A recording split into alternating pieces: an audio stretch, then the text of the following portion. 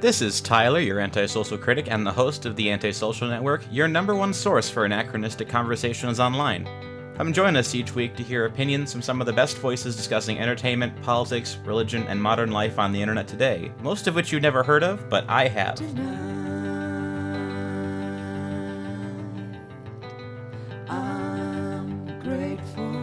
This week on Antisocial Politics, we're joined for a group discussion by three YouTubers. Stephen Michael Davis is a libertarian YouTuber who focuses on debunking popular populist narratives on both sides of the aisle. Wandering Russki is a self-identified identitarian, and returning guest Scott Oikos is here as well. With the 2020 election just 2.5 months away, I brought this group here to discuss how things have changed since my last discussion with Scotch, and where we predict things are going to go for the duration of the election cycle, and what will be the consequences of that for both parties going forward. How's it going, everyone? Super. Good. Just doing amazing. Thank you for having us on. Sure. Yeah, thanks. I haven't talked to either of you before, but it's nice. It's good to talk to Scotch again since we did talk about this around Super Tuesday, and it feels like during the Democrat primary, we talked a bit about who we thought would win and the different ways it could play out. And boy, oh boy, does that feel like that was a long time ago. Doesn't that feel like 2 years ago right now? Like It does. That was before COVID, wasn't it? I'm gonna blow your guys' minds. The impeachment trial happened in February. Yeah, I'm kind of thinking of that conversation that you and I had, Tyler, and for some reason I feel like it was like a YouTube stream I did like a year or a year and a half ago. Like it was the first time I ever spoke to you, but it was actually only it was in March. Yeah, it really wasn't very long ago. I'm old enough to remember when this channel was so small and no one talked to me, and I was just this little tiny YouTuber that Scotch gracefully came out on the channel and talked to, but oh man, we're all aging like, I don't know, it's terrifying. Remember when we went to war with Iran? Oh yeah, I remember that. I kind of jinxed everyone, I think. I was saying, you know what, guys, 2020 is going to be the best year ever. I was hyping it all up. I was like, you know what, I have a good feeling about this year. So it's your fault! Yeah, I was wrong. I'm probably should be going out, be an outcast now because of how wrong I was. I think we'll be better next year, I hope, but... Don't say that now, you were wrong the last time! Oops. It's like every year since 2015, every year ends and everyone's just online talking about, oh man, this year is just the worst year of my life, and just... At some point, when do we reach equilibrium where every year is just worse than the year before it? I know this is completely wrong, but I not legitimately, but I do kind of LARPy believe that, I think the world did end in 2012, and then it, came back, something happened in, when Harambe died, that, brought it back, and then now we're in, some sort of different timeline. That's kind of, I know that's not true, but that's just my personal, make-believe thing that I think would happen. The screenwriters of Earth, the series, have gone on strike, and now the plot's just gone completely off the rails. Yeah. So the discussion today is about basically the election again, just about 2.5 months out. Yeah, it feels like that's approaching rather rapidly. I mean, in just a couple months, this is all going to be over, and we're going to know which side of the aisle is going to burn down the country. So who wants to start, and everything? Well, I guess Steven, you did a video called Trump is Losing that I actually will fully admit I haven't watched, not because I had any aversion to watching your video. I've just really been consuming hardly any YouTube lately. Do you want to talk a little bit about that? Obviously people can go see your video if they want your full argument, but want to give a gist of what you were saying there and whether you've changed your mind at all since then when the polls have changed a little bit. Gotcha. Well, so my position on the election is the same as this push notice I got today. It says, referring to the election, it's Biden's to lose, and he still could. I do think Joe Biden is still winning, but obviously a lot can change in 2 months. That video was made 100 days out. And it really wasn't about how I thought Biden was going to win. I say several times in it that I think Trump still has a chance. It was honestly a response to the people who are just poll deniers who go, that what you would get with a lot of Trump fans is they'd go, "Oh, that poll's got Biden up. Well, that's not real because 2016." That's specifically who I was addressing, were the poll deniers. Trump was losing then. He is still losing now, but by quite a bit less. And I very well could see him taking a lead, and I very well could see him winning. In all likelihood, Biden will win the popular vote. Not that the popular vote is even a thing, and obviously we don't elect our president by that. But there's so many people in California. He'll probably, when all is said and done, millions more people will vote for him. But I could easily see Trump having the Electoral College victory, which is what matters. The two states that seem to be on the bubble, oddly enough, are Wisconsin, my home state, and Minnesota, the state that I currently reside in. So, we're 2 months out. A lot changed in the last month. A lot more could change since then. So we'll see. What's the general feel on the ground in Minnesota? Obviously, you'd just be going on anecdotes. But can you sort of can you sense any general sentiment in the atmosphere? Like, for example, I don't have to look at polls to know that Trump is incredibly unpopular in Canada, right? Like, you can just sense it. Do you sort of sense anything? So I don't talk politics with a lot of people in my life, but I should say I live right on the border between Wisconsin and Minnesota, and I see 0 Biden signs and I see a decent amount of Trump signs, but I place 0 stock in that. So, make of that what you will. Definitely, if you go on Twitter, it looks like Trump is going to win a landslide. Again, I don't buy that. A point that I stressed in my video was that anecdotes basically don't mean anything. So, it's really hard to gauge where everybody's at. What I do have a feeling of is that people do not like this looting and rioting, and they definitely see Trump as the guy who is more likely to solve that problem, and Democrats as the people who are more likely to enable that. So if that continues, that could be really bad for Biden. Yeah, there's also the factor that you hinted at the potential of, which is the differentials in voter enthusiasm for the two candidates. Like, you see, lawn signs really aren't a very good way to analyze an election or make predictions, but they're an indicator of where enthusiasm is. And I'd kind of been saying, even a few weeks ago when Trump basically hit his floor and Biden was doing pretty well, and Biden was like 12, 13, 14% even ahead in national polls, I still thought that Trump would probably do better than the polls suggested, simply because when you look at polls that break down voter enthusiasm, Trump seems to have a lot more positive energy for him. And a lot of people who want to vote for Biden are voting against Trump, which, if they hate Trump enough, that could motivate them to get out and vote. But I would think traditionally the person who gins up more energy for them is probably the person that has an enthusiasm advantage. It's very hard to gauge that, though, but I do think there is probably an element of that there for Trump, because there's all these people that hate Trump and say, sure, they'll vote against him, but I don't know if all these like anti-Trump millennials and Zoomers are going to be inspired to go out and vote for Joe Biden in the same way that like mega boomers are going to want to go and vote for Trump.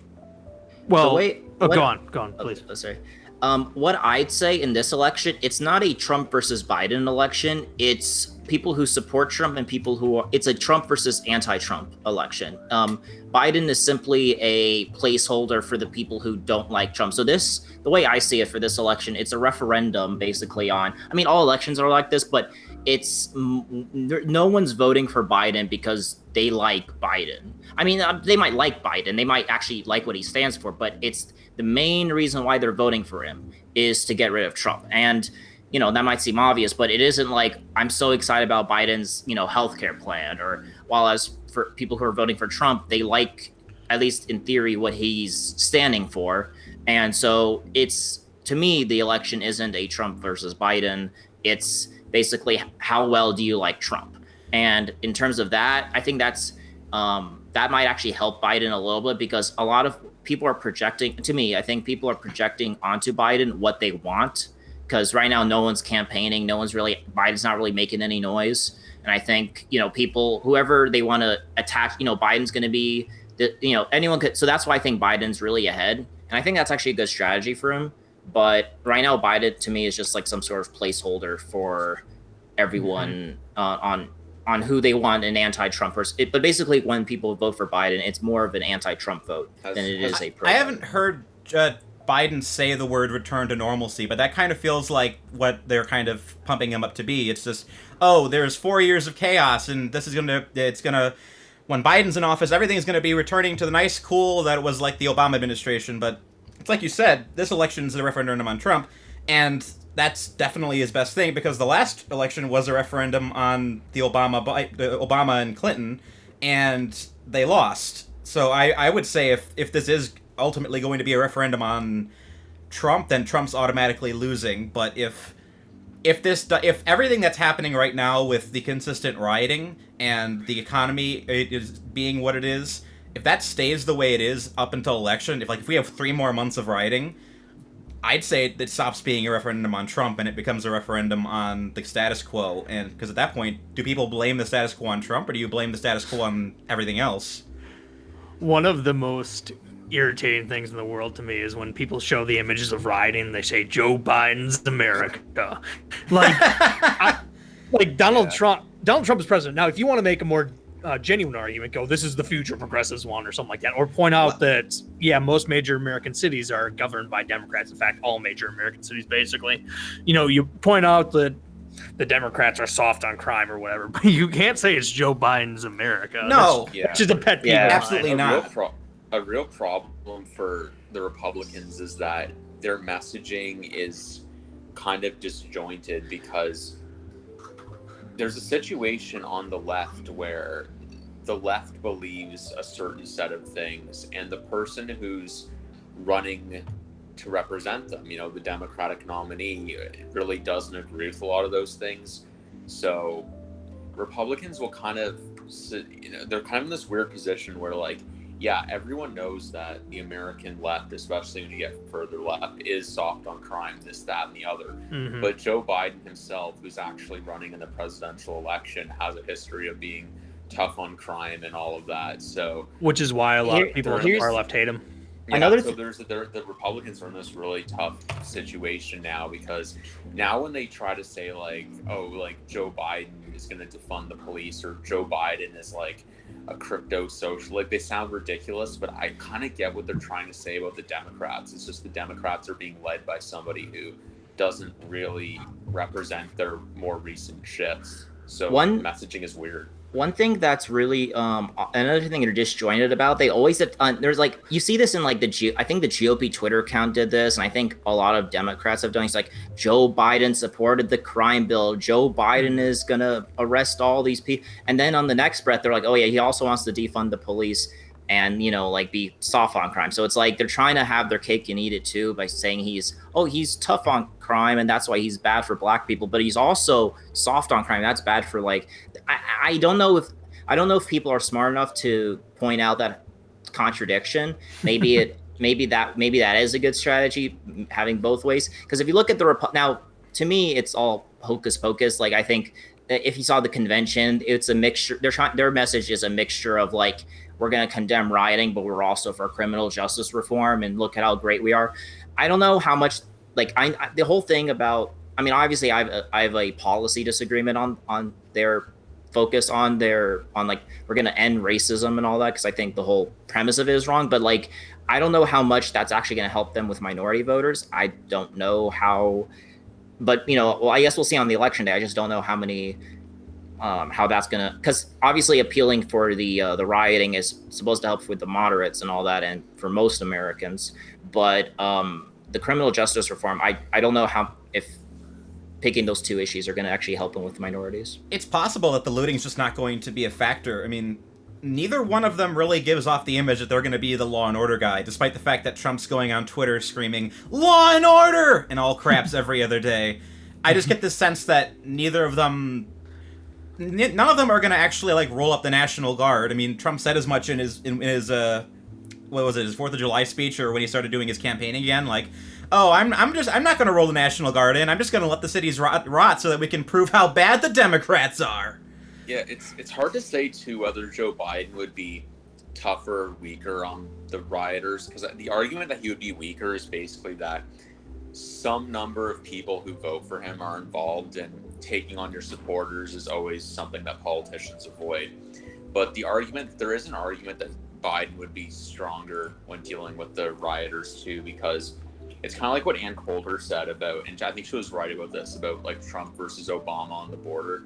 She basically said Obama was way tougher when it came to immigration enforcement because the media would basically let him. They'd assume that he was acting in good faith. Whereas every time Trump tries to do something, it's like a media frenzy. It's fascism, this, that, and the other. Like, I could see a scenario where Biden, Kamala Harris are able to just like crush Antifa, and the media just kind of gives them a pass because, you know, well, they're Democrats, they're liberals, they can't be fascist, you know. Whereas with Trump were to try to do that, it would be an absolute meltdown in the.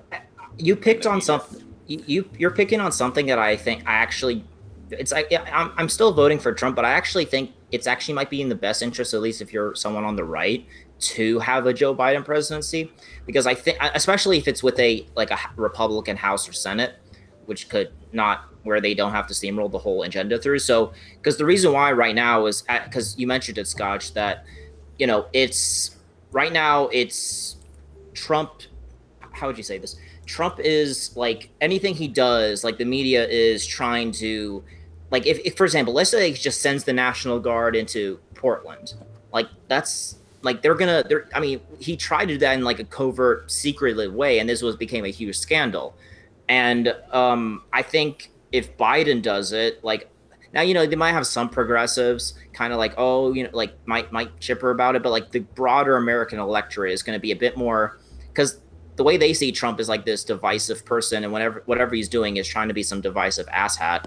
While as for Biden, if he actually does basically the same objective as Trump, let's say take down the rioting and all that, you know, they just can perceive him as just doing that for a benevolent kind of point of view. So I think, so if for me, the reason why I think Biden, especially with a House or Senate in Republican hands, might be better is because what happens is that the left has become, I mean, to me, the left has become a lot more radicalized than they were in 2016. They're a lot more, they're pushing more far left on economics, on social issues, on cultural issues, on almost every single front, because there's like, it's like Trump. And the thing is, Trump is like hitting the beehive all the time, and he's just not really doing any big stuff that actually, because it would be one thing if he actually was advancing at least more right-wing goals, but he's not really accomplished much as a president. He's just hitting the beehive, and that's just making them more emboldened and more radicalized and all that. So Trump, when we talk about Trump's base, I think it has two big constituencies. One is the Make America Great Again crowd, which is basically just a cult of personality. They love Trump because he owns the libs, and he, you know, curses about the media on Twitter and all that. They will love him no matter what. The other group is the nationalist populist types, the Tucker Carlson guys. And they know that Trump's their only game in town, so of course they're supporting him. As far as shoring up those two constituencies go, it doesn't matter what his position is on this whole crime thing. So yeah, if you watch the GOP convention, Rand Paul goes up there and he talks about how Joe Biden signed the crime bill, and that led to the incarceration of black people. And then Rudy Giuliani goes up there and he goes, the far left is so loose on criminals. They don't care about rioting and looting. They want to destroy the country, basically. And so those two constituencies are not going to care about that contradiction. What I think they're doing, to the extent that they have any strategery, to use an operative word, is I think that they're trying to make a play for the black vote, or B, trying to depress the black vote, because I think that'll be just enough to put Trump over the edge within these cities to grant him states like Michigan and Minnesota and Wisconsin and Ohio. So you just touched on something I wanted to ask you guys about, which is this whole Plexit thing, because it does seem like in the last year or so, Republicans have really started to push. They've created some kind of program to, if not gain, like you said, if not gain black votes, then to depress black votes for the Democrats. You know, this is where like they've, you know, endlessly pumped up Candace Owens and some other black conservatives. They got people like that to speak at the convention. But I don't really understand strategically why they're putting so many resources into the black vote, because as a share of the U.S. population, blacks like whites are shrinking, and black people vote Democrat overwhelmingly, and they're very unlikely to stop. And when you look at the groups, the demographics, they're actually growing and are relatively new in the United States, like Asian Americans, Hispanics, and especially Indian Americans, like South Asians. I think they're much more gettable, they're much more attainable, I think, for the GOP. Like Indian Americans, for example, unless you're talking about these kind of like Jacobin writer types, like they tend to vote Democrat, but really they shouldn't. They tend to be, if they're anything like Indian Canadians, they tend to actually be pretty conservative when you get to their actual views on things.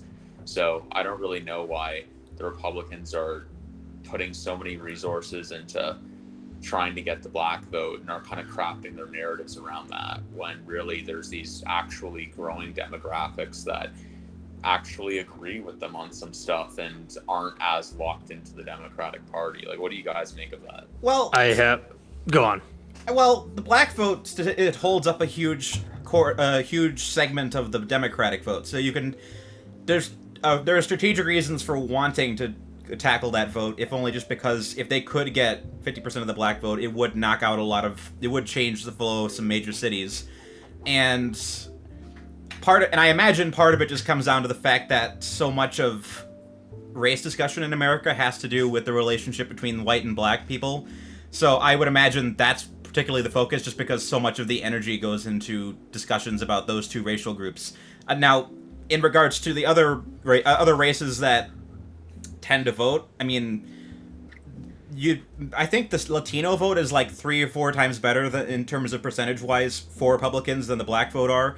And I don't know about the Middle Eastern or the Asian vote necessarily, but I imagine with those ones you get a lot higher statistical Republican voting, just because there isn't so much heat and there isn't so much arguing between different groups. So I mean, I would imagine a lot of it just comes down to trying to break the narrative that Republicans are racist, and I don't think they're doing it particularly well.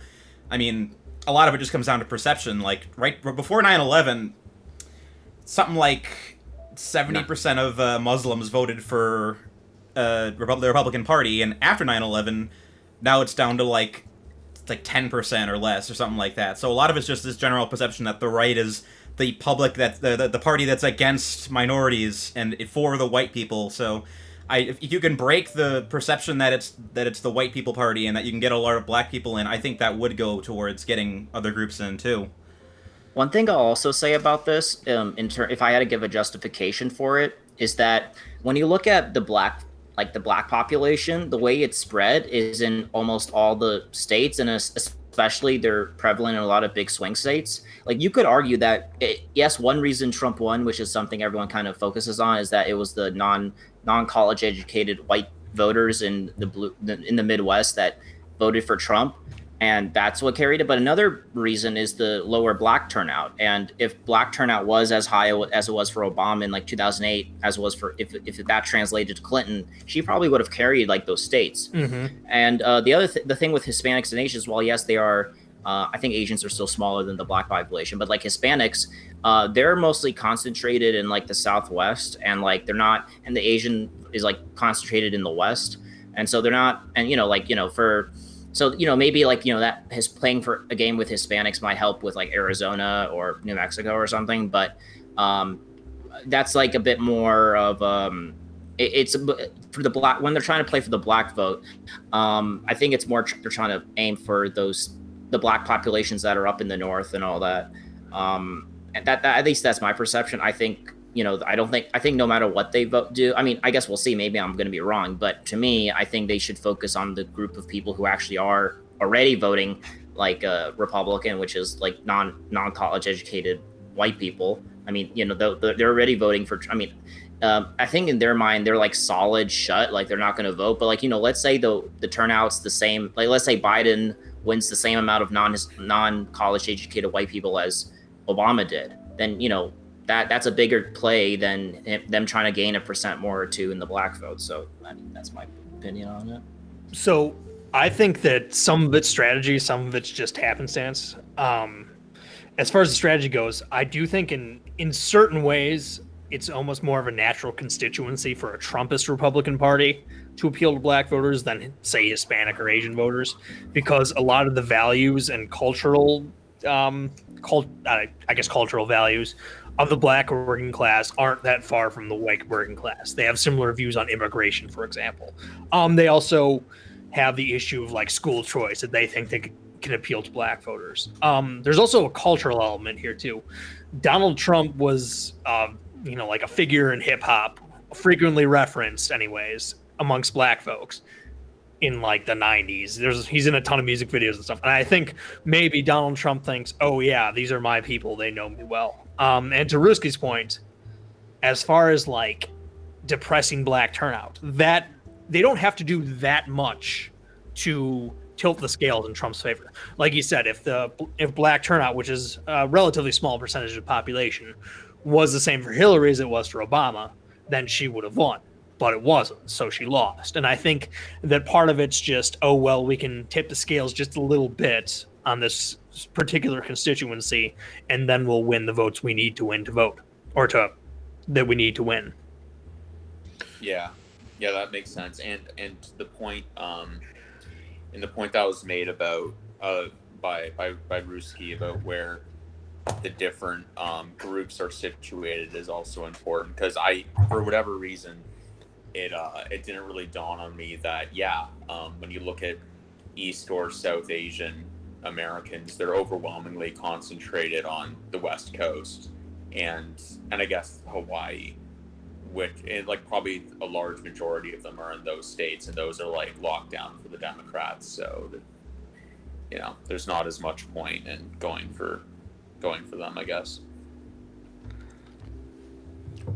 So, in terms of moving discussion along, what happens going forward depending on who wins, do you think? I mean, obviously there's this giant kind of energy within the populace right now, a lot of it having to do with the lockdowns, a lot of it having to do with the looting, that it feels like whoever gets elected is kind of going to shift some sort of turn in the populace, either for good or ill.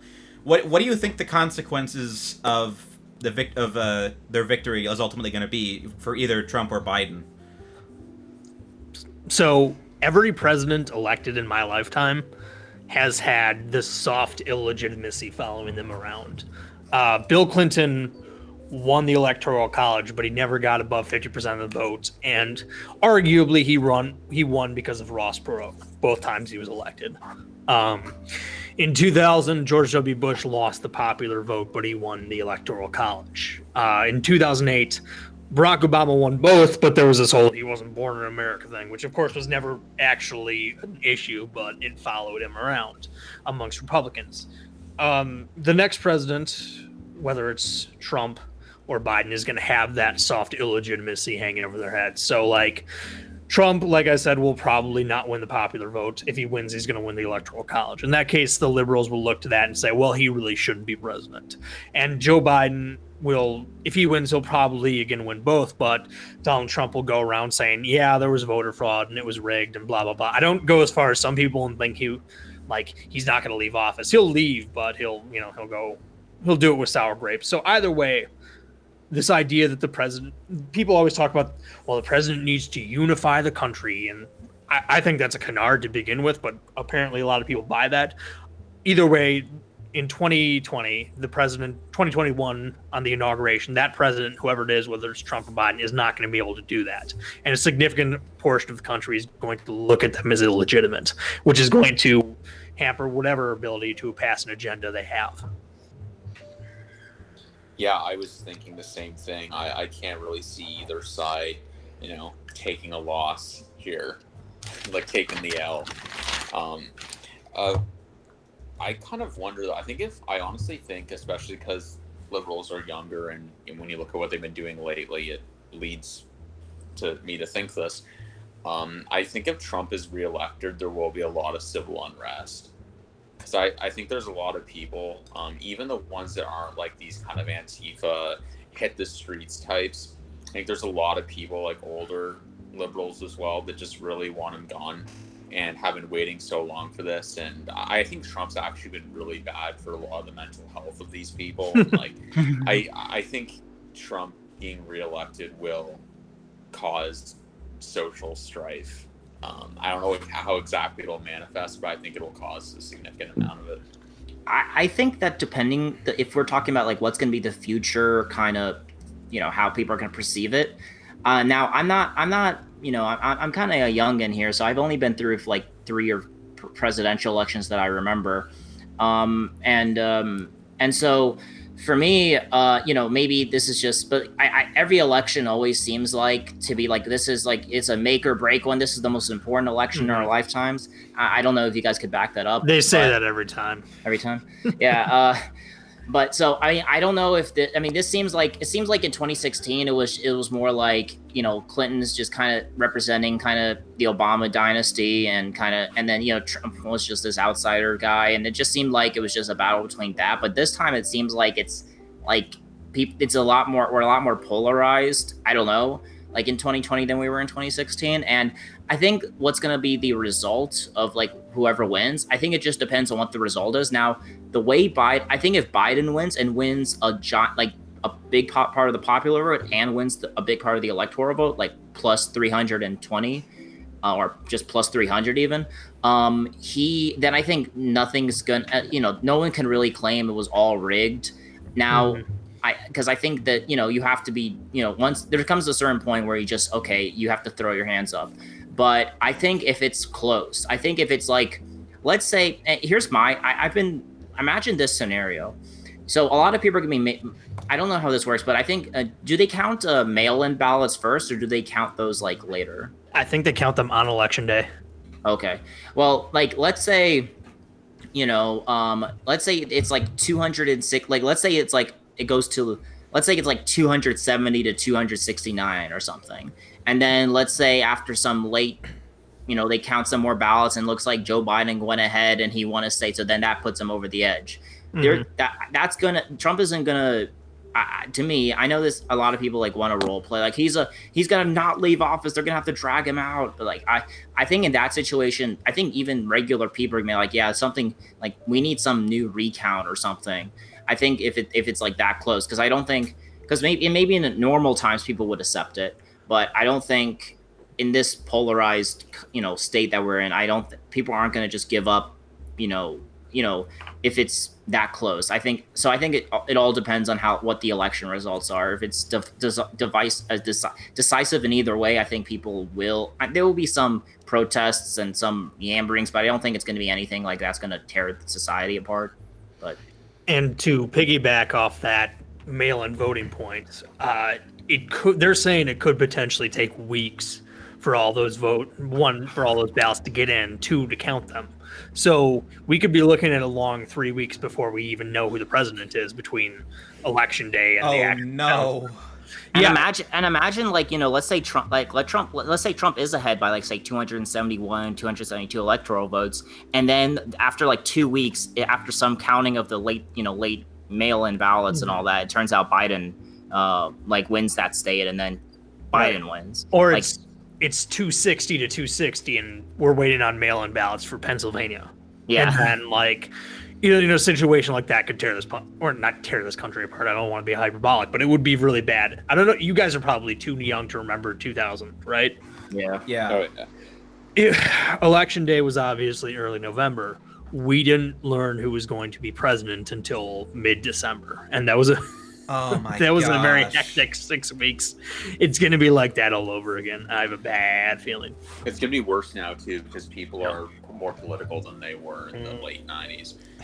We already got roving bands of communists in the streets. What are they going to do when they get blue-balled for 6 weeks? Oh god. What do you think is the worst thing that might happen? Like, just in a hypothetical, like in a realistic sense, like not like. I think I just laid it out. That's where my imagination goes. Well, I mean, consequence-wise, right? Like that's what you mean, right?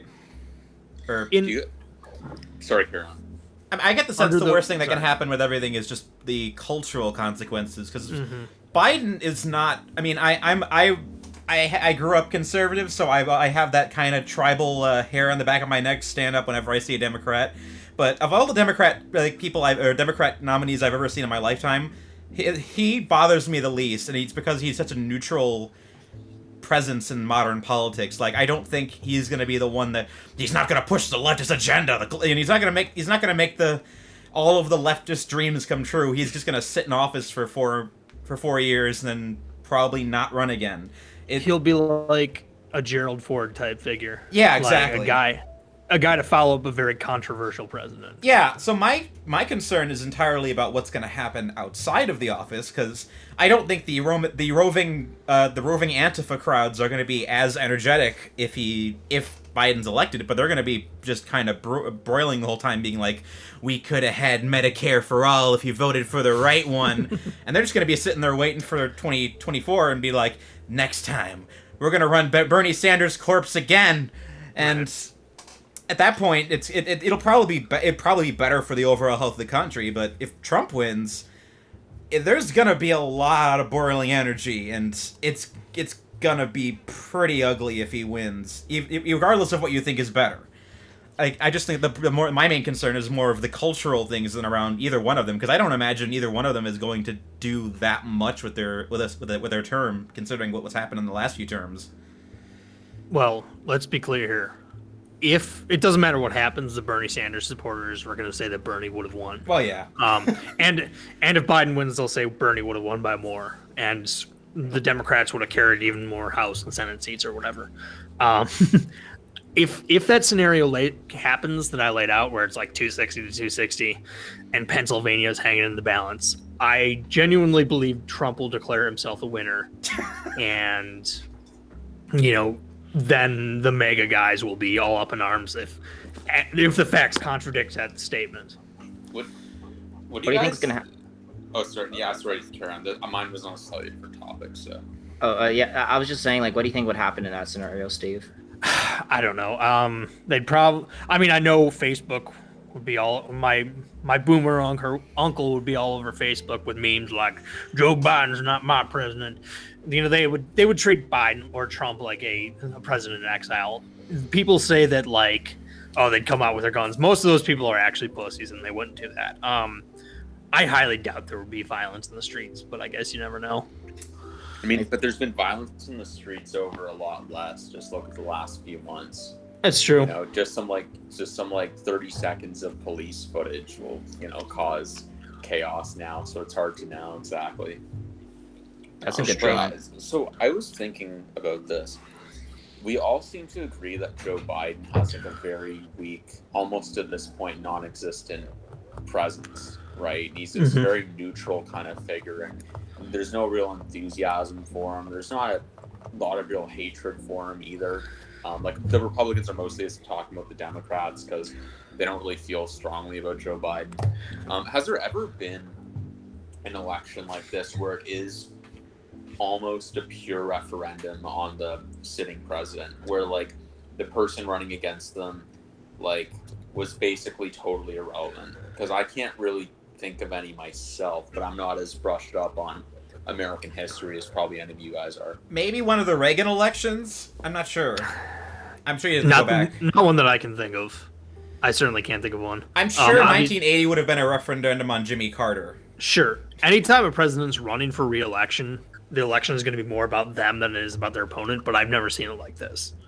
Yeah, because, and the Democrats, the opposition party, they want it to be a pure referendum on Trump. Like, just recently, Nancy Pelosi, and this was obviously ridiculous, disgraceful, everything. She suggested that Biden not do debates with Trump.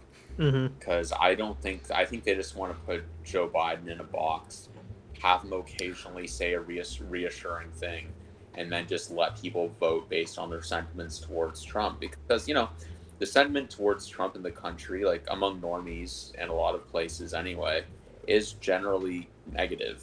Like more people dislike him than like him. So maybe they're onto something there. But I think if they did like go as far as to, not do debates, then people would, I think that would rightly really rub people funny. I think one thing that's also that this might be a problem on Trump's part is that if you overly underestimate your character, like your opponent, I meant. So like if they're like, oh, Biden's this like drooling retard who's like who can't who has dementia and can't do anything, and then he's in the debate and he actually could string a sentence together even if he's not so charismatic and even if he maybe stutters once in a while, it's like, oh, he could speak so good, man, he's so good. So you like that also might be a problem that might happen. Everybody is convinced that Biden is just going to face plant in these debates, and I'm not convinced of that. And I actually think that the expectation that he will is good for him, because if he exceeds those expectations, it's and just doesn't drool on himself like Russki said, and gets a few lines on Trump, then it'll be Biden won the debate. So I think. It's hard to know how the debates will go because both of them have like good days. Like, they're old men, they have good days and bad days. It just depends on what combination of that you get. Like, I could see it going like Biden has a good day, like he did when he debated Sanders one-on-one. He seems presidential, and Trump's having a bad day or something irks him, and he starts just trailing off about somebody who was mean to him. Like, I could see that happening. I could also see debates where Biden's not on his game at all, and Trump's like, Trump's he's in comedian mode. He's on offense, which is his best mode, and he's like kind of roasting Biden. I can see it going one way, or I could see it going any combination of ways, really, depending on what kind of a day the participants are having. I haven't heard many people talk about it, but I think the debate that's probably going to be the most interesting is going to be the Kamala versus Pence debate. Right, yeah, because they're pretty, like, they're more on their game. Well, those debates never matter, though. That's the thing. Well, Pence is basically a Trump surrogate at this point. Like, whatever identity he had pre-Trump, it's gone at this point. All he does is agree with Trump. Sure. But Kamala is, I mean, I know it's a joke to say, oh, if you're electing Biden, you're basically just electing Kamala because Biden's gonna die. But that's not for certain. But I do think that there is something to what that means for the future, because Kamala being put in where she is, that's kind of the Democrats being conciliatory towards not necessarily the far left, but more of the left, the leftist base more so than Biden, just because she's a little far. She's a little farther left than he is, and obviously all the people are like, she's the Slayer Queen, she's the future of the party, she's a black woman. And it's pandering, obviously, but depending on what on how she kind of goes in that debate, I think that's gonna say a lot about the direction of the parties. I mean, what do you guys think that her influence brings to the table? Do you think that bringing her on has kind of helped Biden or hurt Biden? I think it has a neutral effect. I don't think she attracts any new voters. I don't think she really scares any away. I think she's actually a pretty good candidate because she has this like kind of unusual demographic persona where she can appeal to like suburban, upper middle class, professional white women, and she can also appeal to minority women. So I think she's actually, she's cringe sometimes and she comes off as kind of fake, which I think are her downsides, but I actually think she was a reasonably good pick for Biden. He got to the point where he kind of locked himself into picking a woman, so that did really narrow the range of options. I think Pete Buttigieg would have been pretty good, but I think Kamala Harris, as far as, when you look at Biden's shortlist, she was probably the best option on there. Oh, I lost my bet with Algazai over that it was going to be Stacey Abrams, so. I generally think that the VP pick doesn't matter that much. It could in her case just because Biden, has positioned himself as a transitionary figure, but most of the focus is going to be on Biden. It should, in theory, once again inoculate them from they're enabling the far left in their criminal ways, but for whatever reason they're not willing to play that card. They probably don't want to remind the progressives of that. Yeah, they don't want to remind the progressive left that they're putting a cop in the vice presidential seat. Right. One heartbeat away from the nuclear codes. What's your guys' Oh, sorry, go ahead. No, you go ahead. what's your guys' opinion on in terms of like let's kind of go back to the basics here. What at this point in time, who do you guys think is going to like? Obviously, Steve said he thinks Biden's going to win. What about Scotch and you, Tyler? Okay, that's actually a perfect segue into what I wanted to talk about. I was just going to say, I think Trump's chances are higher than people think. And I was saying that even a few weeks ago when Trump was kind of at his bottom and Biden was consistently beating him by like 10 plus points in national polls. I think that Trump has seen his polls rise as I expected. So he was more or less at his floor, but I think they could rise further because when you look at the two big events going on right now in America, the riots and stuff and the coronavirus. The coronavirus, I think most people, even if they're liberals who are trying to blame it all on Trump, all these deaths are on Trump, this, that, and the other. I think most people fundamentally understand that it was a black swan event that doesn't actually have anything to do with Trump's ideology or policies. It did really come out of nowhere. Was he ill-prepared? Probably, but they know that like this was an unforeseeable, rare thing, probably unlikely to happen in his second term, or in the terms of most presidents for that matter. However, the riots are directly inspired by a bunch of left-wing narratives and ideologies and activists, and so I think that the riots are a much more political thing and are more inherently political than something like coronavirus is, which every country has had to deal with in some capacity, and it's a disease. It's not like a political ideology or whatever. Whereas these riots, I think you can actually link more to the American left than you can link coronavirus to the American right, regardless of what you think of Trump's response. So I think the riots will probably hurt the Democrats more than coronavirus will hurt Trump. And I also think that as coronavirus passes through, which it's already kind of starting to plateau a bit, when you look at how the deaths are increasing in the US, if coronavirus blows over and it still has a couple months to do so, and if the economy starts to swing further upward, Trump could kind of ride that to success. So I think, and I also think that Trump's enthusiasm is an unforeseen factor. For example, when he's like, I had kind of questioned whether enthusiasm was that important because Bernie Sanders also had this cult of personality and enthusiasm that Biden doesn't have, but was still shellacked by Biden anyway. But it was rigged. It was rigged. Oh, true. but Bernie's enthusiasm was among very volatile, inconsistent, unreliable voters.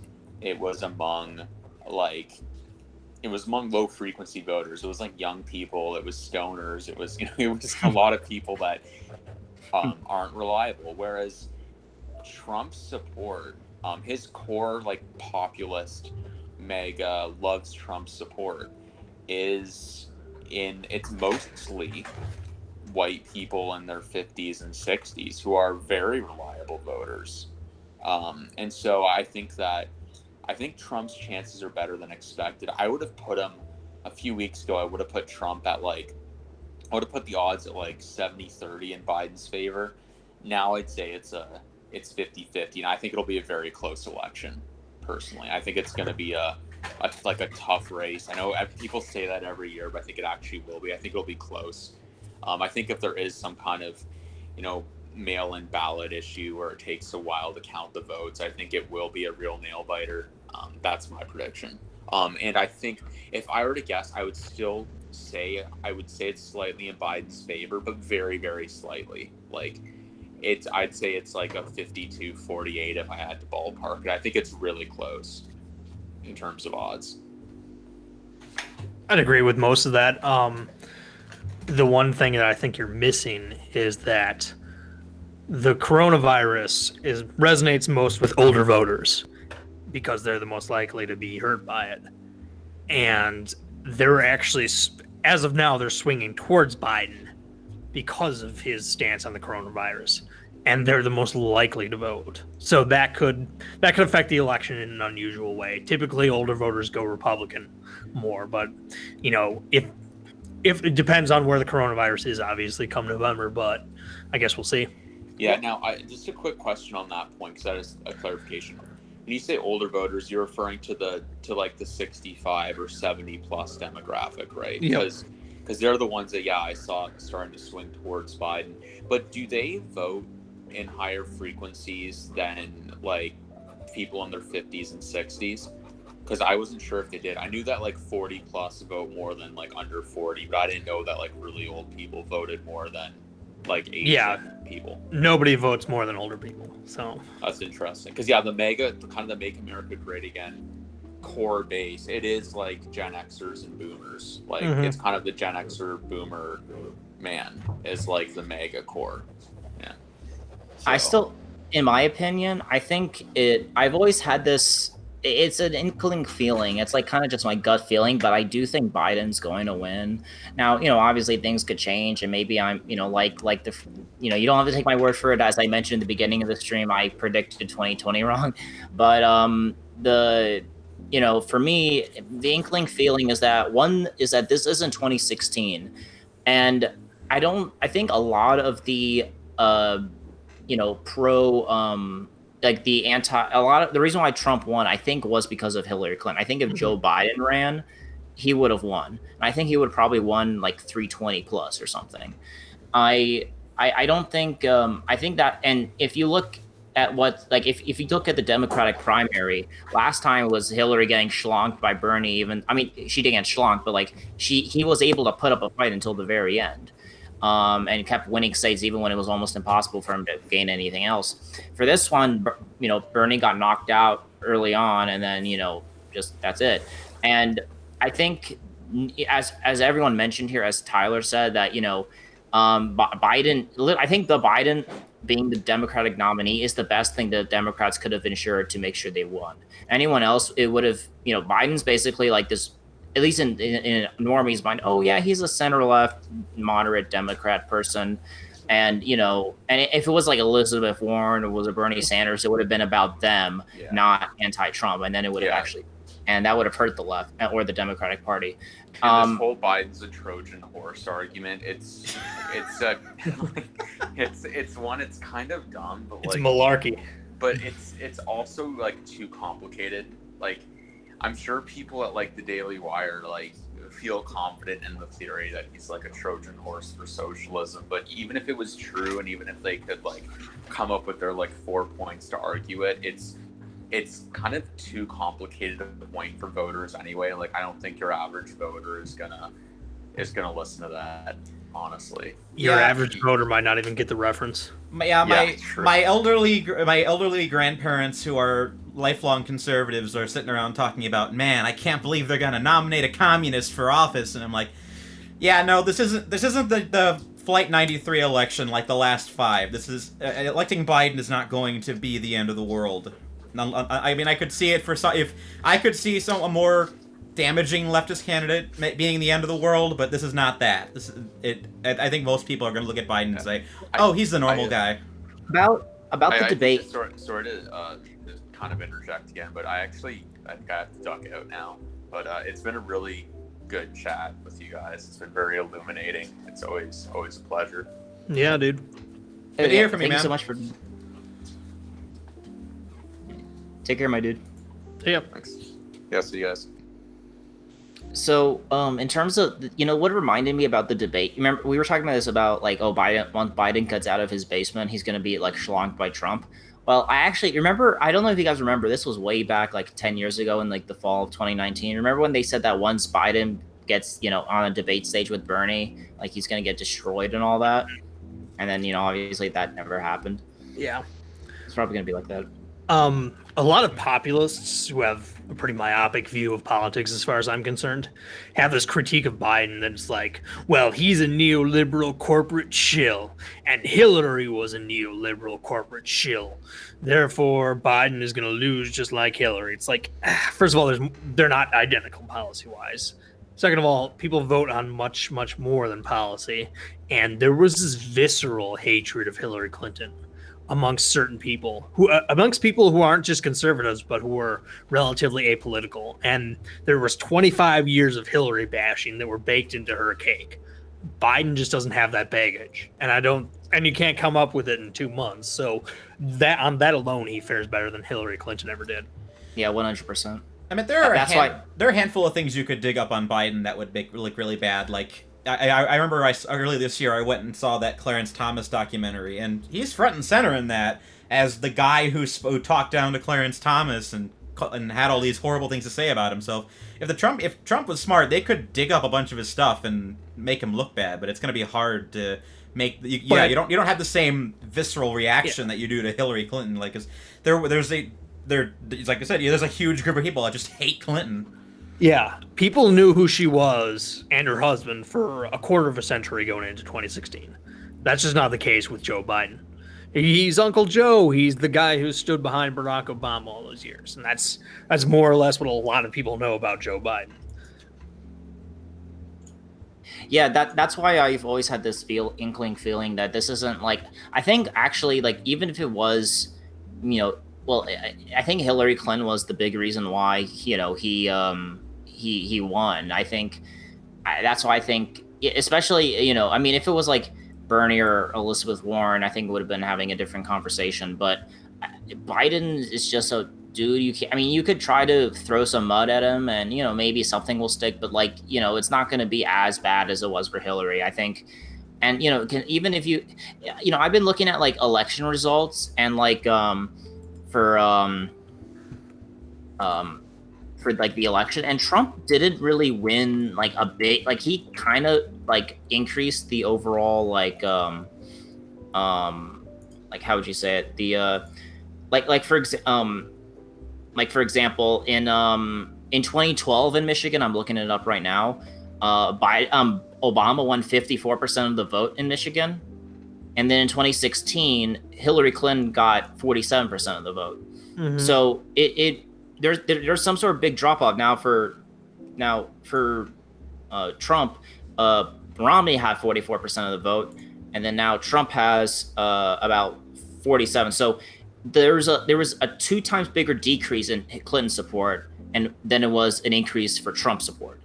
And I think there's a giant population of people who, and I think also his like anti-establishment shtick isn't going to quite work as much this time around. He's the president. It's kind of hard for that.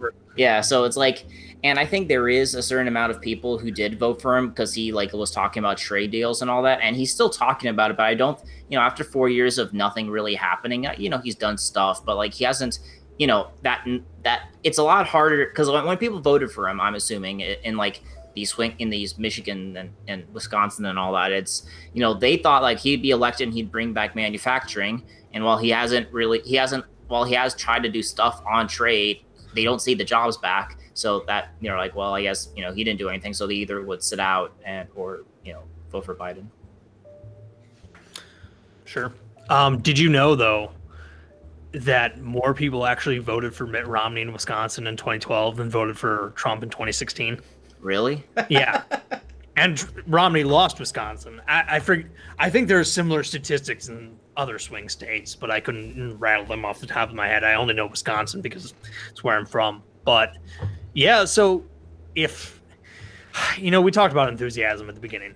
The votes count the same in the end, whether they're made with enthusiasm or made out of a sense of duty. Trump possibly is so toxic to some people that the enthusiasm is on the side of getting him out. In which case, if that's high enough, then I could definitely see Biden win because of that. But that does not make an electoral mandate. Mm-hmm. I think you're hitting on it. It's that there's a lot of how would you say it? I think there's a whole, again, as we mentioned, this is a Trump versus anti-Trump thing, and it just depends on how, like, obviously, as Scott said, before he left, that there is a lot of enthusiasm for Trump. There's more enthusiasm for Trump than there is for Biden. But how much? Where's the power? Is the power liking Trump so much and getting him in, or is it on Biden's side where people just don't like? He's so toxic, they just want to get rid of him, and that's the battle in this election. Yeah, I guess we'll see. I mean, you were asking, Russki, you were asking earlier what all of us thought the betting odds for the election were. I mean, I don't really have a stake in either one of them because neither one of them really pushes what I particularly want out of the election. But the cynic in me actually thinks that Trump might have the edge, in a weird way, just because. Like, I mean, I think that it's fair to say that Biden. I think you're absolutely right, Steve. You're absolutely right that Biden does have the lead right now. Yeah. But I just get the sense that there's going to be this niggling thought that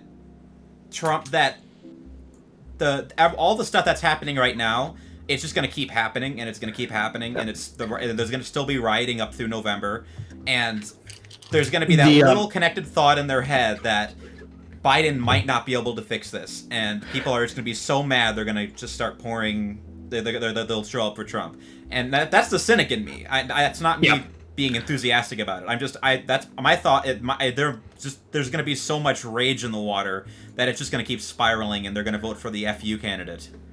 The reason I chuckled there isn't because I was laughing at you. I was chuckling more because the cynical side of me says the same thing. On paper, I look at the numbers and I'm like, well, yeah, Biden should win. He has a stronger probability of that happening. But my cynical gut is like, we're going to have 4 more years of Trump and it's going to be terrible. And policy, all that stuff aside, Schadenfreude. Biden winning from a Schadenfreude perspective is perfect for me. He crushes a populist leftist in the primary. He crushes a populist right-winger in the general. I get to laugh at both those people. I get to watch the Bernie meltdown already. I get to watch the MAGA meltdown. It's wonderful. If Trump wins, the burners go, neener, told you so, and the MAGA guys get to declare victory, and I'm miserable. And it's 2020, and 2020 is great at making me miserable. So that part of me just thinks that it's going to go the way I don't want it to. Yeah, and at that point, I think the burners are just going to have a field day if Trump wins. I mean, they will. There's going to be. If you listen to like Kyle and Crystal Ball, they obviously want Trump to win so that they can say "told you so."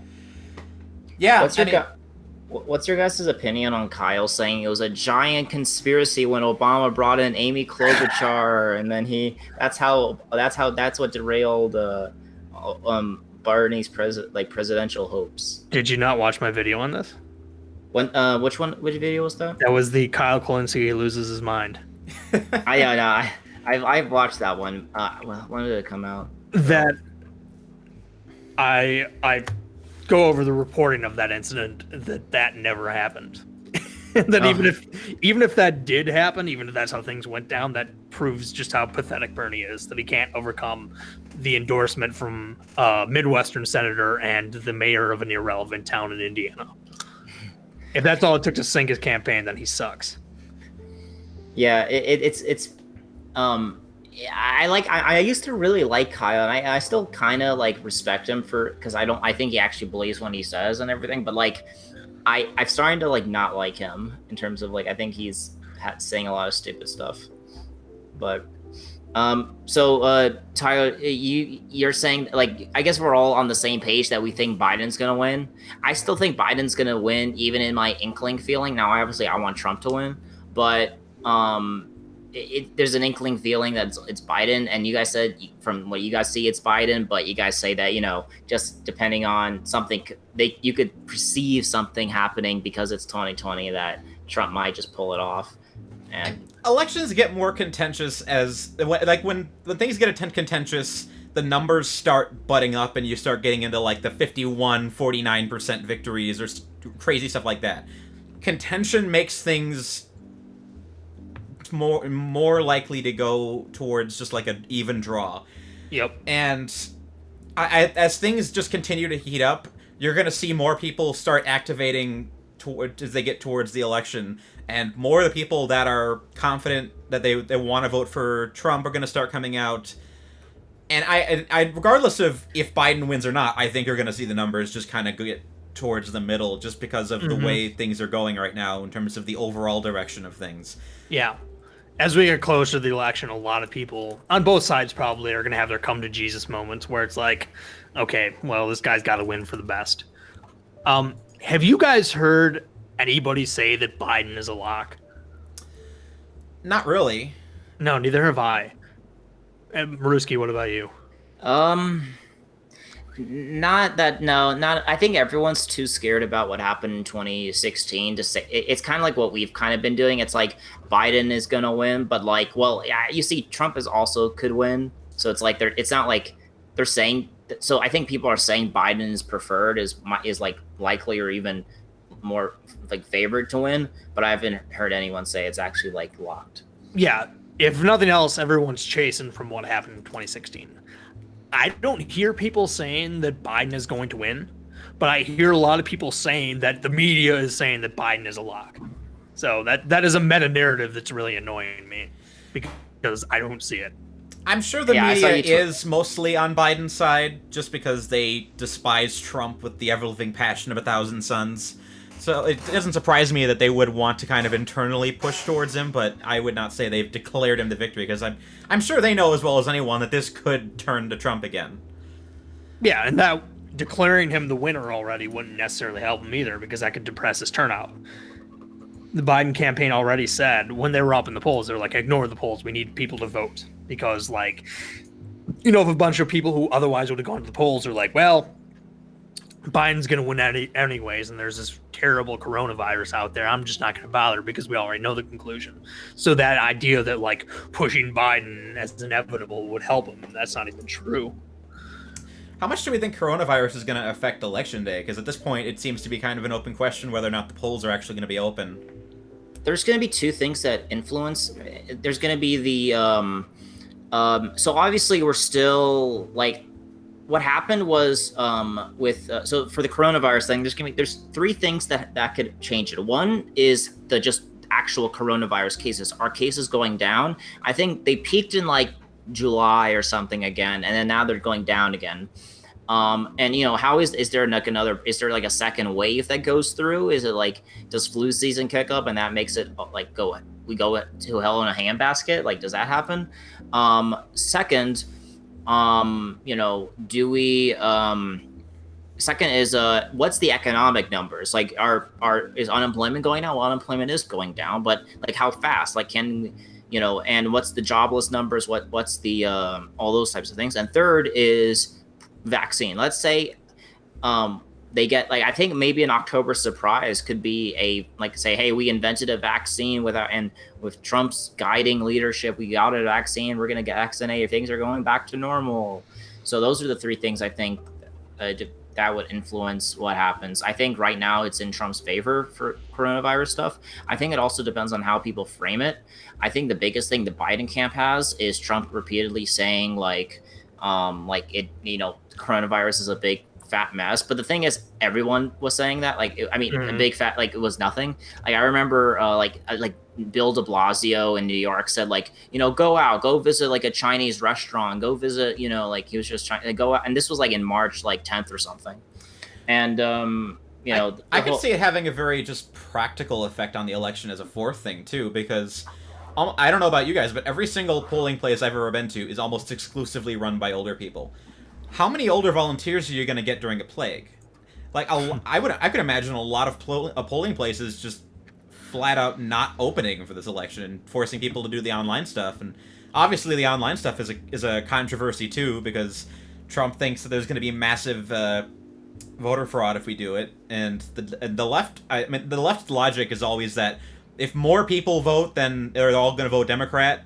So they're always just pushing like, oh, let's make it easier. Let's make it more widely available so that everyone can do it, whether or not they are actually going to do it or not. So I'm curious just to how the pragmatic process of running an election is going to work in all this, because I don't know if you're going to have enough volunteers to run a lot of stuff. And I don't know if the mail-in voting is going to increase turnout numbers or not. So I think a lot of this is just an open question. Yeah. Hey, guys, I got to go. So... Thanks for having me on. It was good to talk to you. Sure thing. I will see you later. Have a good day. Nice talking to you, Steve. Yep. Bye. Don't let the emus get you. Yeah.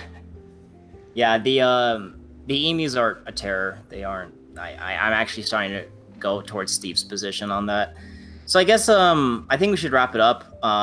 Sure. I think to me, I think obviously anything could happen. Let me ask you, what do you think the October surprise is going to be? Now, this is for me, this might be out of left field. So right now, no one's talking about. Now, this is probably me just being stupid, but like, do you think? I think what might happen. Maybe this is something the left wing has up their sleeve, but I think what might happen is right now, no one's paying attention to this because there's like riots and coronavirus. But when they arrested Maxwell, I think what might happen is that she might have like a tape of maybe Donald Trump doing something in Jeffrey Epstein's island, and that might be released in like October. Because I'm betting you, like, remember that Grab Them by the Pussy tape that came out in October last year?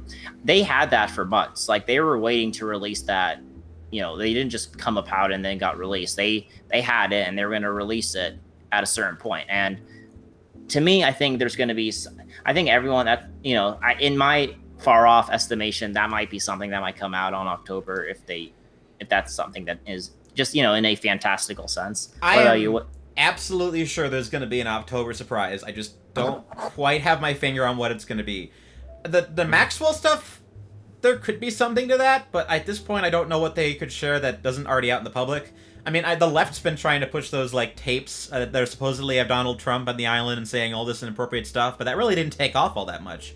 I mean, a lot of the reason why the Epstein stuff flared at all last year was because the left thought they could draw a line from Trump to Epstein.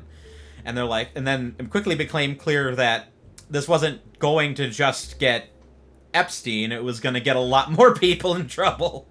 Yeah. And they just kind of started like, oh, let's hide this, good, and whatever happened to him. And plus all the Maxwell stuff, that's been slow dripping already. Like, I would imagine if Ghislaine Maxwell has stuff on Trump, that probably would have come out in the depositions that are already happening. So I don't think that necessarily will be the event, although I could see something dropping, and I'd be curious what it could possibly be, because, I mean, do you think Trump actually has some really bad stuff that he did at Epstein's Island, or what do you think? I mean, he was mentioned. I mean, you know, a lot of people are so weird. Like the people who say Clinton's the person who murdered Epstein. No, I think, you know, like, I think everyone's trying to like put like, oh, Donald Trump's the one who murdered him. I think everyone, I think both Bill Clinton and Donald Trump have. I mean, I tend to not be conspiratorial. A lot of people on, like, at least in my right-wing circles I go in, there's a lot of conspiracy about, like, you know, they're actually it's like, I think this is a big part of QAnon or whatever, that like the government and our high societies are actually just a bunch of like pedophiles basically who are like these evil people. I tend to think that people are trying to like make it like all the world's problems are because either of like a group of people or like a person or something. If we just get rid of them, then everything would be hunky-dory. I think people underestimate the power of like a single individual. Like, I think that's why whenever, like, for example, like the JFK one, like, people just can't accept that like one like gunman just killed a president. Like, they just, you know, that like, how can one person change the course of history so much? And I think people want there to be something bigger than just one person. But I think in terms of like if Donald Trump is a big part of it, I think maybe he is. I'm not 100. I mean, you know, obviously maybe I think since he is the president and people, you know, if someone who really doesn't like him gets a hold of it, it would have been released by now. So maybe there is no tapes of him doing anything. But I mean, it's nice thinking about like, you know, like it's like kind of like a spy movie and all that. Like, oh, there's some tapes and or something. But no, I don't doubt there's probably like people who are rich. I'm not a rich person, so I don't know what their lifestyle is. But like, I mean, I don't know. Maybe they're just normal people who are just rich. I mean, I don't know. But maybe it's kind of, I guess it's more fun to think that they're not just normal people who scratch their ass when they wake up in the morning. They're actually like people who, they're actually these evil, like pedophile, like Satanists or something. Yeah, I mean, I have no doubt that Trump's probably has a minor criminal past. I mean, he was a business developer in New York City, for goodness sake. He's got mob connections. He built buildings. Like, the guy probably pulled some insane stuff in his day, but at this point, none of it's gonna... That level of stuff would not change the discussion. Like, things that have come out of this election cycle, both the candidates, they would have killed presidential candidates in less crazy times. Like, just Biden's, if you don't vote for me, you're black. That's like a Howard Dean level failure, where that would have destroyed him if this was like the 2000 or 1996 election. But in this year, it's just like, oh, Biden said something. Oh yeah, that's probably not good. Yeah. Oh yeah. You hit on something that's so true. It's I think Trump. This is a result of Trump, but like remember I was like a teenager when this happened, so I don't remember too much. But like, remember when people made a big fuss because Obama wore a tan suit or something like that? There was like this big controversy where he like wore like a tan suit and I don't know, it was something like, oh, that's just, it was like a big thing for a few days. It's like, now like whenever someone does something or another thing, I think this is something everyone would remember, like the Howard Dean scream after he like won a state or something. It's like that wasn't anything at all. Like some like left, like some right wing, like far off website would have mentioned something in this, if this happened like today, and then like that's it. But like it's Illuminati symbolism. Yeah. But yeah, so basically I think Joe Biden's gonna win, but hey, things could change. Obviously I prefer if Trump wins. I'm not as enthusiastic as I was in 2016, but I am a lot. I still think that he, at least for me, represents me a bit more than Biden does. Though I will say this, now this is going to be a bit controversial, maybe a bit weird, but if it was like, say, a Joe Biden versus a Nikki Haley, I would actually vote for Joe Biden. So why that? That's okay. So now this is where it gets spicy. So the thing with Nikki, go ahead. Well, the thing with Nikki Haley is that she's exactly, so Biden, as we know, as we talked about this talk, is that he's a moderate center-left Democrat. He's not going to change big things. He's going to run as Bill Clinton did or how Obama did for the most part. Basically, that means, he's, in terms of social and cultural issues, he's solid left. In terms of economics, he's moderately left.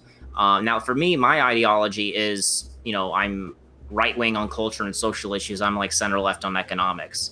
And, that's how I mentioned. So what we get with Nikki Haley is that we get a warmonger, someone who's every single thing, she supports like an Iran. She would support like getting rid of Assad. She would support escalating with Russia. She's a warmonger. She's a in terms of social and cultural issues, she's exactly like Biden in the sense that she supports she's like, I'm an Indian American. I was suffered against systematic racism, and the way we're gonna fight that is through opportunity zones and criminal justice reform. And so the whole, she's not actually going to pass immigration reform. She's not going to pass, the immigration reform I want. She's not going to, in terms of cultural and social issues, she's, the only thing she's better than Biden would probably be guns and all that. But besides, and then, so basically with, if it's Nikki Haley versus, Joe Biden, at least with Nikki Haley and Joe Biden, we get the same social, cultural stuff. Like, Biden is going to abolish the police. We're going to get immigration reform. We're going to get criminal justice reform. We're going to get all that. The only difference is that Nikki Haley is going to push for deregulation and tax cuts, and Biden, at least I might get healthcare. So that's kind of my reasoning why I would vote for Joe Biden over Nikki Haley. I think Settler's Lament put it best. No matter who wins this election, the left wins. Because the left gets Biden or the left gets to complain about Trump. And either one of those things makes them more powerful and keeps pushing the left farther left and keeps pushing the dialogue farther left. And that's why I say I'm not super enthusiastic about both of them. It's just because Trump, for all he's good at, he's not turning the clock back on any issues. And there are a handful of things I would like him to turn the clock on, and some other issues less, but at some point, you have to start pushing back left-wing cultural victories if you actually want to have any sort of victory in the culture war, and he's just not capable of doing that. He's just he's a bulwark, and that's all he's good for. And Biden is too. So he would just basically be doing the same thing, which is why I'm not worried about him. But same. I would say Nikki Haley does serve a purpose in the culture war, insofar as that she would be a good force for defanging the first woman woman of color president, because I don't want the left to have that title. I want the right to essentially do what the Tories did in England, where you get the first women prime minister, because suddenly that title doesn't quite have the weight it did anymore. Suddenly you can't just brag, oh, this is the first woman president, this is the first woman of color president, this is the first Indian president, because we saw with Obama what the left did with that. They just take that title and they beat you into the ground saying, oh, you have a problem against the first black president, you racist, you sexist, you whatever you want to call it. I mean, having her would be a minor victory for us insofar as it would just defang that central issue.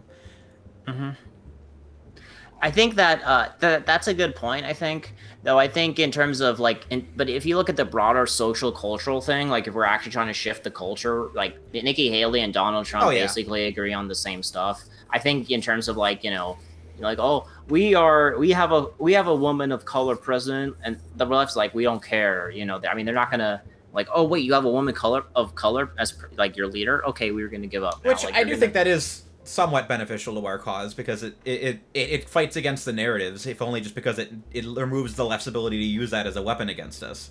I mean, any weapon you can take off the table helps. And that, I mean, it would be nice if we could find a paleocon with Nikki Haley's kind of background. That'd be kind of a funny combination just to see how that would run. But I don't. You're not going to see. Trump isn't himself the great paleocon who's going to turn back all these issues like a lot of people, like you and a lot of his followers want. I mean, my own politics are complicated, but I would like to see a more conservative culture, especially if only just in regards to how family structure and faith works. But you're not going to get that with Trump. He's not the great uniter in that regard. Even in the way Reagan was, because Reagan just kind of coincided with the mass cultural movement against all that stuff. I don't think he didn't change the culture. He just kind of the culture was moving with him, really. Yeah, I think just when I vote, I think Donald Trump. I think I pointed at this, but I think Trump has done a bad job in I said it's one thing if you hit the beehive for the left, but if you're actually winning, it's I don't care. But he's hitting the beehive and not winning. Yeah, not winning. So it's I actually would prefer it. And sometimes I think it would be better if Hillary won. I think if Hillary won, especially if it was say a Republican House and Senate, she would have not done anything and substantial. And, no one talks about Congress or Senate. So the whole thing is going to be, about Clinton doing, all this terrible stuff. And, I think it would have been a big win for the right, I think. I think, though, and then again, I think Trump winning does give credence to a populist right wing, at least in a general. The biggest thing Republicans have to go for is not just minority vote. I think the biggest thing that's happening is the college educated vote. They need my ideal candidate is someone who the biggest base is going to, the way I want the Republican Party is going to be, to me, is a civic nationalist party. Now, I know that sounds kind of cringe because I'm an identitarian. I am kind of do talk about white people issues in America, but you're not gonna already. I think people under 50% people under the age of 5 or something are minority. You're not going, even if you closed immigration forever, you're gonna have a giant. Your future generation is gonna at least be a little bit over half non-white. So you're gonna have to appeal to more. You're not just white people, but I think the core of it for the Republicans should be the core of it should be non-college educated white people, as they're just as there should be the white people's party, just as not explicitly, but just as how the Democratic Party is known as being the black party. That's why black people vote for them so much. It's oh, they're looking out for me, as the Republicans are not, even though they're not explicitly say we're the black party. It's just that we're for black interests. I think also you need someone at the helm of that who is a populist, who would appeal to non-college educated whites and those types of people, but also would be professional and charismatic, someone who could fight against media attacks and not back down, and be able to forcefully force the conversation like Trump has, but also not be a bombastic idiot like Trump is. be a good, someone who's very assuring, very strong, and someone that could appeal to the suburbs and the college educated professionals. And then also, I think he should, in terms of you have to appeal to minorities, I think Hispanics and Asians should be the biggest thing. And if in terms of black vote, they're not going to vote for the Republican Party, the best thing you could do is try to depress the turnout just a little bit.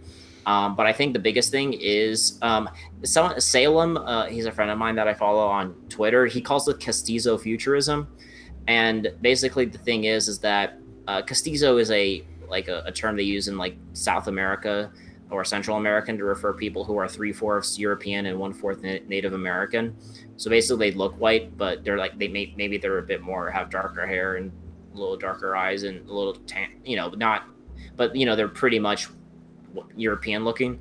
So the biggest interracial like marriage thing is white Hispanic and non-Hispanic white, and their children, it depends on how they identify, but if they identify as white, then there's going to be a big chunk of of Hispanics who immigrate here, and in like maybe 2 or 3 generations they might just start seeing themselves as just white Americans, like the Italians and all those, like how they became just a white American. I think if you appeal to those people and you bring them into the fold, I think that's what the Republican Party should be. So that's kind of my diagnostic on what the Republican Party should become. Well, the Republican Party kind of has a worst of both worlds scenario right now when it comes with how it identifies with race, because it runs itself like it's a racially neutral party, but it's perceived like it's a white identity party. So yeah. it doesn't get the benefit of either. It gets they can put Candace Owens and all the people they want on the list, on the stage, and have them blare to the ceiling, "We're not racist," and they still have that perception because of, well, a handful of reasons, but part of it's the perception that the Republican Party is the white identity party, and that's kind of my concern with identifying the Republican Party as a white party. Is if you validate that, you're going to permanently alienate a lot of constituencies, especially, and it's just like you said, if given that the demographics are shifting, we can't afford that going into the next 50 years. The Republican Party kind of has to integrate to some degree. I mean, it's probably going to be with Latino voters and Asian voters, and I would imagine Muslim voters at some point, because at some point I'm sure the stigma is going to shake off that the Republicans is the anti-Muslim party, and I'm sure they're going to start kind of coming back. And I think the best thing that sorry to cut you off, but I think the best thing they could do is try to frame the Democratic Party as an anti-white party, just as they try to label the Democratic Party as an anti-black party. And it would help a lot more if they try to pass like reparations or like a quota system, which is like how South Africa has it, where they literally, it's like affirmative action, but like goes a step further, where it's like mandates like 20%, 30% has to be from a minority. You can't, while it's right now, it's like kind of preference. But I think if you start passing things that if white people start perceiving the Democratic Party as, especially if it gets taken over by critical race theory and all that, I think when they start talking about how like white people are all privileged and all that, I think there might be some sort of shift, though. And that's just my opinion. I like the distributist idea of the against the anti-whites idea, which is you use the left's, the classical liberal argument against them, where you say racism is bad and you are specifically targeting white people. Why are you doing this? And make them stand on their laurels and explain why these ideas are the way they are. Because, and especially as the left is radicalizing, and I think that there's going to be. I'm curious how normies perceive everything that's going on, just beyond just everything being chaotic. Like, if there's any doubt in them whatsoever that the white fragility audience and the BLM audience is 100% accurate, they would be open to the idea of perceiving the Democrats as being a racially hostile party, and I think that there is an opening there, although it has to be handled very delicately, because that could turn very quickly on a dime. Yeah, no, I think it all depends. I think it would, once Trump is out, I want to see how the Republican Party goes. Like, it all depends on like how they approach things, but I think it all depends on just how what a post-Trump future for the GOP looks like. Just as, for example, after Reagan, everyone was basically have to be a cut taxing, laissez-faire type of person. Does everyone have to become at least some sort of like moderately populist person like Trump has? Like, we'll have to see how the Republicans approach that, because everyone is going to try to ride that, but then they're going to, like, it just depends on how they implement it. Yeah, I mean, I know the logic within the party is apparently we're going to try to do a return to normalcy and try to, I don't know, run Jeb again or something in the next election. But you can't put that genie back in the bottle, because, I mean, the paleocon right is essentially now the constituency. Just in the way the socialist left is the constituency, even if both establishments don't like that. And I don't think that helps either party, because in the end, I think there's a whole bunch of normies in the center that are like, well, one side is the racists and the other side are the commies, and I don't like either one of those guys, so I'm just not going to vote for either one of them. So I really don't know what the benefit is at the moment. I mean, I could see the things. I could see either party kind of. I could see a situation where whatever party is the first one to arrest their populist sides being the one that wins for the immediate future. But I could also see a situation where, I don't know, things just continue to go going the way they are, and the heat just keeps getting turned up, and it just turns into an absolute mess. Like, it really depends. I don't know what the Republican Party looks like past Trump, because I also don't know what kind of people we have that are like Trump that could pick up that mantle. Yeah, because I think Trump is. I think if it was anyone else, like, I think there's a lot of people who they want to attach the next populist guy. They want to put it on Josh Hawley or something or something like that. I think Trump is a very unique character. Now, I think the best, Trump, I think, brings with him certain positive things, but also a lot of negative things. And I think that, there's now no one's going to be like Trump. And I think, is the Republican Party going to revert back to its Mitt Romney? Like, because they had like a 2012 like kind of where they basically said we have to become like the Democratic Party, but just not socialist or something. And that's basically like that was like their post-mortem and all that. Like, are they going to revert back to that and elect a Jeb Bush or Marco Rubio, or are they going to elect? I think that's either that, or it's going to be someone who's trying to be like a populist like Trump and talk about elites and all that. But I don't know if I don't think they're gonna be, because Trump does have a cult of personality around him. I don't know. I think actually that is, even though he's not really doing as much populist things while in office, at least as much as he can, I think what's making him still popular is his personality, where he's very bombastic and fighting a lot. And I think if you have someone who doesn't do that, but it like actually does fight for something in office, I think actually that would be worse than what we have right now.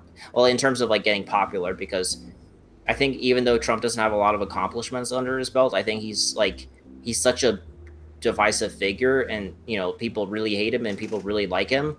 And I think there's no one going to be else who's going to be like that, I think.